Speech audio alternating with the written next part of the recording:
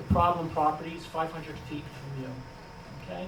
And we're gonna deal with it, and we're gonna deal with it as best as we can. And we've had houses under construction in the village legally that have had issues, and they've had the porta johns out in their front yard for a year and a half, or whatever the case may be, and nobody's complained about it because things were going along smoothly, and eventually they left. They disappeared because when the construction was done.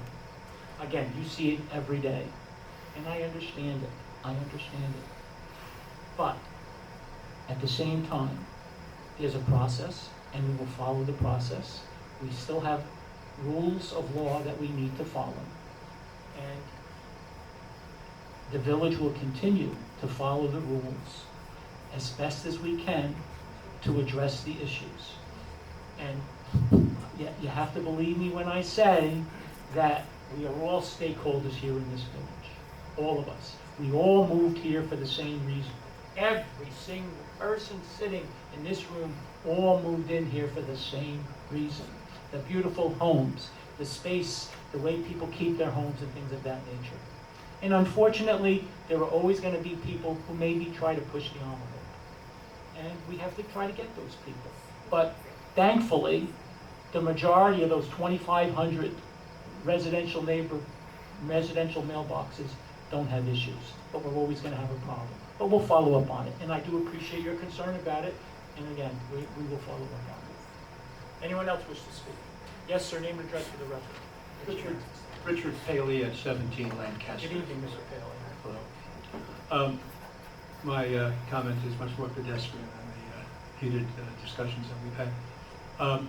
The intersection of Pine Brook Road and Route 45, I've happened to witness in the number of years several bad accidents at that intersection. And I assume there are many more that I haven't witnessed. It's just the time that I've driven by, I've seen all the emergency vehicles, etc. Having to navigate that intersection on a daily basis, it's always pretty chancy because of speeding cars on 45 and in two directions, and you have to ease out. One of the accidents, there was a patrolman at that intersection guiding traffic, and I said, this intersection really needs a traffic light. To which he replied, there are lots of intersections that need a traffic light.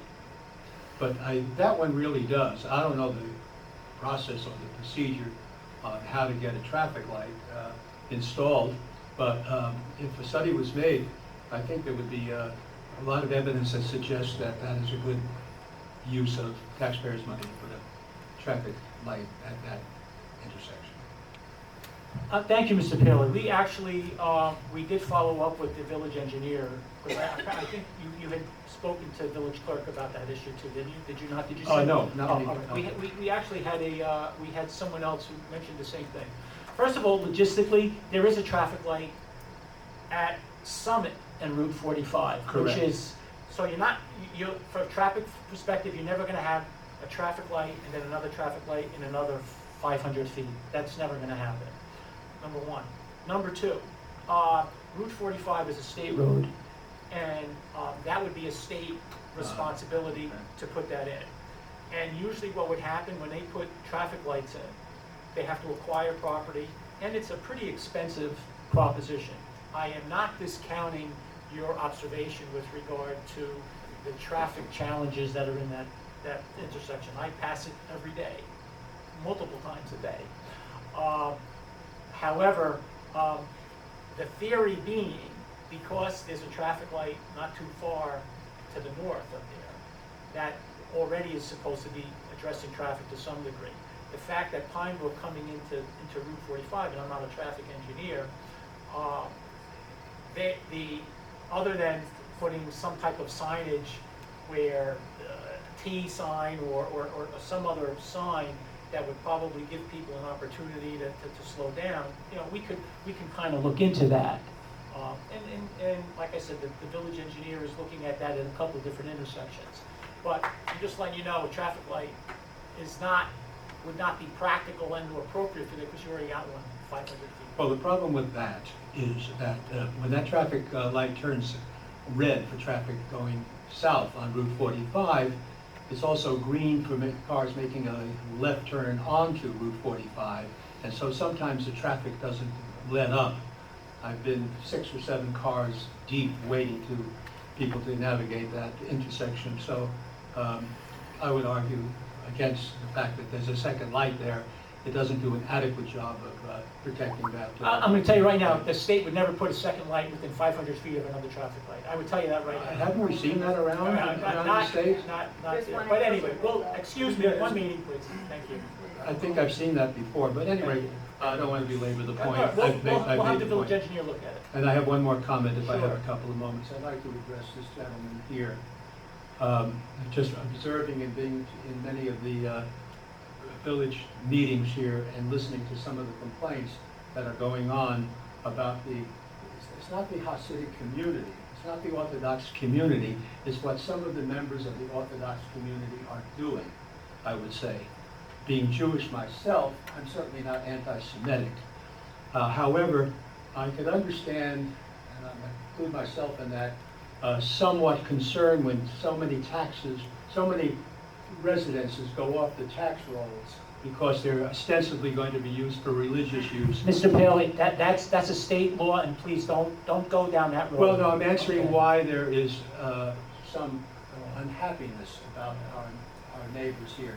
It's not personally against the religion or how they are, but things that we observe that are going on, like stripping school boards in secular schools so that more resources can go to religious schools, so that these secular schools have to give up some of their sports teams, some of their arts, some of the things of that nature. And it seems, as the mayor has pointed out, there seems to be a lot of abuses in terms of just building as they suit. I mean, there's besides one Caro, there's many other flagrant examples of just pushing ahead without the due process. Mr. Paley, I really want to avoid. All right, well, I'm done, but I'm Thank just you. trying to answer this Thank you, question. sir. Nothing personally and nothing against the religion. Every Hasidic person I've talked to is always very polite, very friendly, and enjoyable. It's just that the community may have a certain way of doing things that upsets some people. Thank you, Mr. That's all. Thank you. Anyone else wish to speak? Yes, Mr. Levine, name and address for the record, please.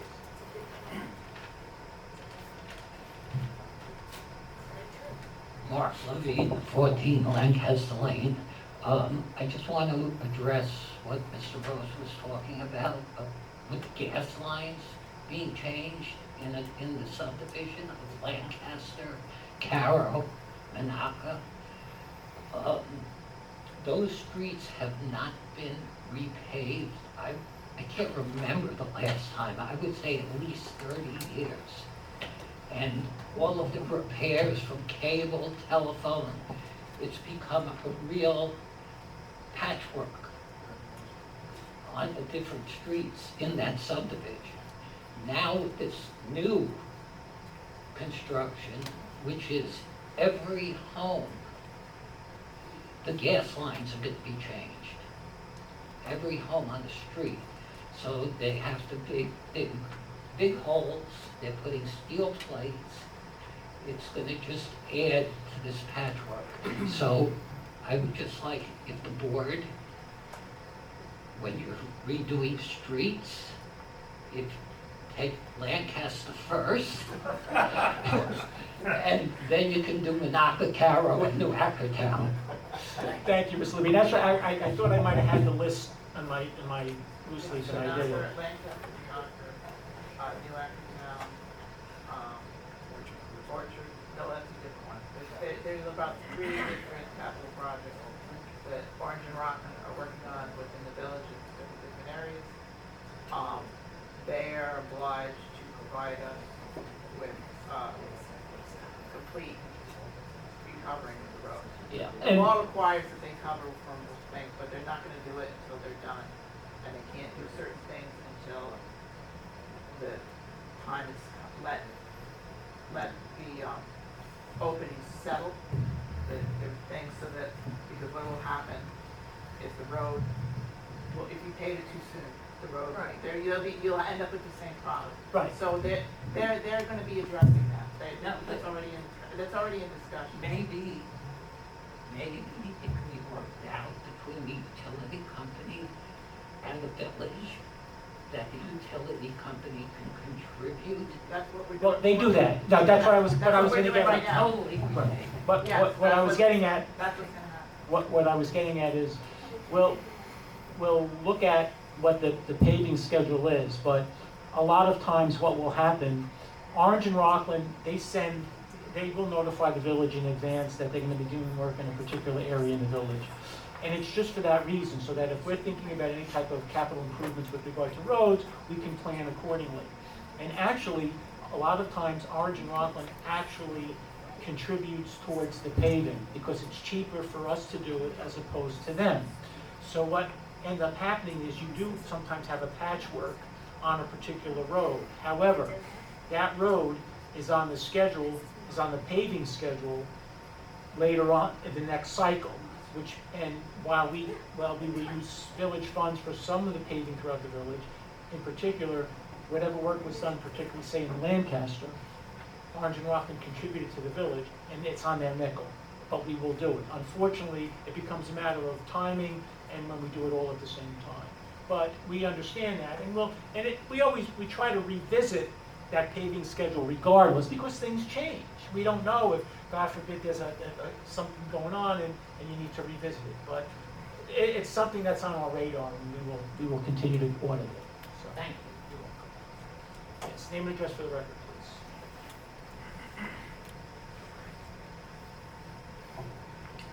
Margaret Dupuy, 49 Spring Hill Terrace. On the same note with the repaving, I know I had called the village because on Orchard and Spring Hill, I know O&R had done work and they put asphalt to cover the hole they had made or the canal they had dug to put the pipes in. But on Orchard and Spring Hill, apparently the asphalt or whatever it is that they put in was not thick enough and it started to cave in. There was a hole there. And with all the kids riding the bicycle and all the buses and all the everything, I had to call. So maybe they can check before they do the repaving, whenever they do the repaving, they can check to see if the asphalt they put down is not caving in. Because then you put the rest of it, you repave, you're probably gonna have the same problems again. Okay? Well, they don't just necessarily repave. What depending on the nature of the work, they may have to mill it. They may have to put in gravel. They build a base. They just don't throw.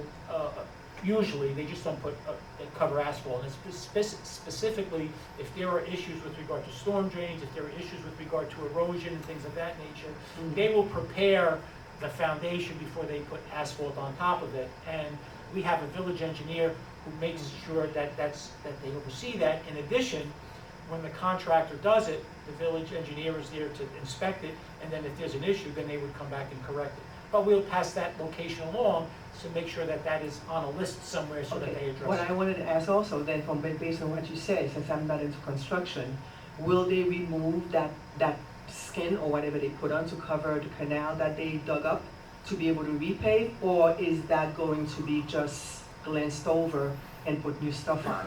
I'm not familiar with what you're talking about. We'll have to find out. Okay. Thank you. Anyone else? Entertain a motion? I wasn't really going to do a redo, Mr. Liebelson, but keep it down to 2 minutes, please. I'll make an accommodation, but that's it. Okay, well, I had two things, but 2 minutes. going back to One Caro, I want to state again, this is not, One Caro is not a part of the distribution, some part Liebelson, you of, made your point on One Caro, some tail, please. no, I'm going to make the point because you mentioned the attorney and the engineer. It is the inspector. The building inspector You is made that- derelict. You've made that clear. And this Anything else other than board One Caro? is derelict if you Keep your don't do voice it. down. We Keep are your voice waiting, down. well, then let me talk. Don't talk. First of all, Mr. I got 2 Liebelson- minutes, let me talk. Excuse me. We Mr. are Liebelson, waiting, I'm please sorry, stop, you are stop. interrupting me, You I'm stop. talking. No. No. Mr. Liebelson, the chair runs the meeting. One voice at a time. Now it's my voice, then it will be your voice. I already told you, you had made your position clear with regard to One Caro. You made your position clear that you have an issue with the building inspector. let's move on from one Carol. If you have something else you wish to say, I was making an accommodation for you to come back a second time. But I said at the very beginning of the meeting, we're not gonna have people come back a second time. You had your 5 minutes, you had an opportunity to make your criticisms with regard to the building inspector and to the village. If there's something other than one Yes. Carol, you're welcome to speak Yeah, for 2 minutes. I'm talking about, you referred to the engineer and to the attorney as though that is where the problem needs to be solved. You are looking in the wrong place. I don't know why you don't mention the building inspector as one of those 3 people. That to me is part of the problem. Okay, and second, one quickly, I won't go down the rabbit hole, I just want to respond to Mr. Rose's comments. I think it is certainly, I've observed it is certainly true, there are definitely unfortunate remarks and statements that are of an anti-Semitic and hateful nature that in the last recent years. There are people who are going to do that because they are not willing to understand what is really, in my mind, the problem. And it has nothing to do with religion or ethnicity, but we are dealing here, the problem is that the majority, the existing residents, are very, very frustrated because they are losing their village. They are losing the natural environment. We are losing every aspect of the quality of life in this village. And it is, again, not because of a religion, it is because that there is rapid change with new people, large families moving in. That is one problem. So there's a lot of construction, there's a lot of demolition, and a lot of things going on. Second, this is a community, as you know, they have special requirements, which is fine. And they know, and they can vote cohesively and organized Getting close to that rabbit hole. to get those requirements. The rest of us cannot, and we're frustrated by that. I wish you would understand the existential aspects of the situation here. Thank you. Okay, Thank you. it's not the religious. Thank you, Mr. Littleson. I'll entertain a motion to close the public hearing. Thank you, Deputy Mayor Valentine. Thank you, Trustee Miller, for the second. All those in favor? Aye. Opposed? There being none, I have a quick personnel item for executive session. Thank you. Make the motion, Deputy Mayor Valentine. So moved. Trustee Miller, second. All those in favor? Aye. Opposed? There being none, thank you very much. Thank you, folks, for coming out this evening. See you at the picnic. A good Labor Day, and may the weather gods be on our side. Thank you for coming out.